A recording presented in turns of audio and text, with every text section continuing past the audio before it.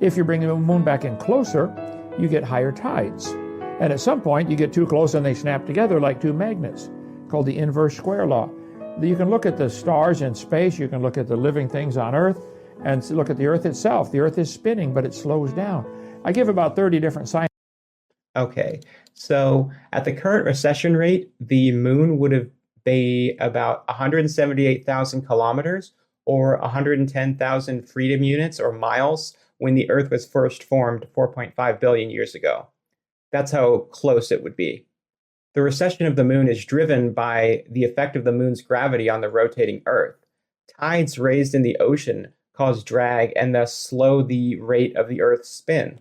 The resulting loss of angular momentum is compensated by the moon speeding up, and the momentum lost by the Earth must be gained by the moon because of the conservation of angular momentum.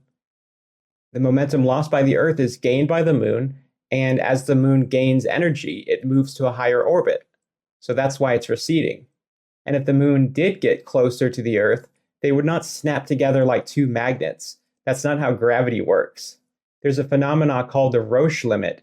In astronomy, the minimum distance to which a large satellite can approach its primary body without tidal forces overcoming the internal gravity holding the satellite together.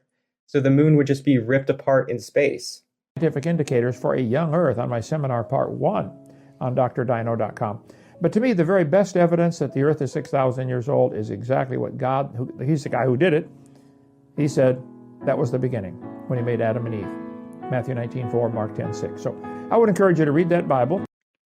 Yeah, so God didn't say anything. According to Christian scholars and all Christians, God inspired men to write the Bible. But Kent actually says that God wrote Genesis chapter 1, which even other Christians would probably find ridiculous. Never been disproven. And think about it, man, this is what it says. Maybe God is right. Maybe the Earth is 6,000 years old. Has plenty of time to accomplish everything I know of on the planet if you allow one big flood in there. It's not enough time for radioactive elements to decay because uranium has a half-life of 4.5 billion years. And if you want to take that half-life and have all the uranium on Earth decay in a 6,000-year time span, that would cause so much heat, it would burn up the Earth and destroy it many times over, not to mention the other radioactive elements.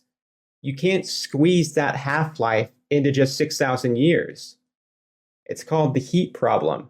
And there are other things that are affected by that timescale change. Like, we know that geological formations like mountains cannot form in such a short time span.